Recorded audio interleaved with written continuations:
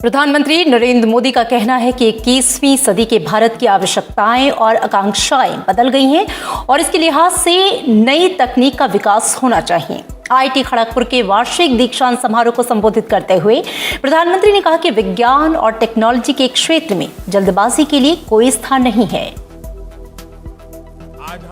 प्रधानमंत्री नरेंद्र मोदी ने वर्चुअल तरीके से आईआईटी खड़गपुर के 66वें दीक्षांत समारोह को संबोधित किया। इस मौके पर प्रधानमंत्री ने देश के इंजीनियर्स को भविष्य की चुनौती के हिसाब से खुद को ढालकर नई तकनीक पर काम करने का सुझाव दिया।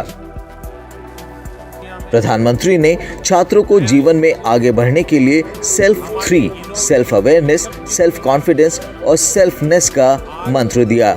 प्रधानमंत्री ने कहा कि भारत को ऐसी टेक्नोलॉजी चाहिए जो पर्यावरण को कम से कम नुकसान पहुंचाए, ड्यूरेबल हो और लोग ज्यादा आसानी से उसका इस्तेमाल कर पाएं। प्रधानमंत्री ने कहा कि 21वीं सदी के भारत की स्थिति भी बदल गई है, जरूरतें भी बदल गई हैं और एस्पिरेशन भी बदल गई हैं। प्रधानमंत्री ने देश को चौथी औद्योगिक क्रांति यानी इंडस्ट्री 4.0 के लिहाज से तकनीक के विकास पर बल दिया।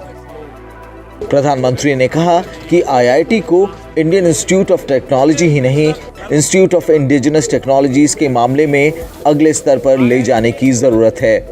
साथियों, कोरोना के बाद बनी वैश्विक परिस्थितियों में साइंस, टेक्नोलॉजी, रिसर्च और इनोवेशन में भारत एक बड़ा ग्लोबल प्लेयर बन सकता है। इसी सोच के साथ इस वर्ष के साइंस और रिसर्च के लिए बजट में भी बड़ी वृद्धि की गई है।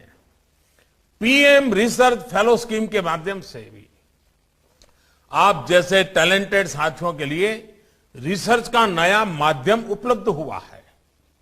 आपके आइडिया के इंक्यूबेशन के लिए स्टार्टअप इंडिया मिशन से भी आपको मदद मिलेगी।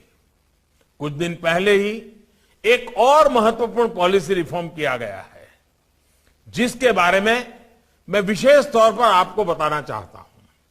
सरकार ने मैप और जियो स्पेशियल डेटा को कंट्रोल से मुक्त कर दिया है। इस कदम से टेक स्टार्टअप इकोसिस्टम को बहुत मजबूती मिलेगी।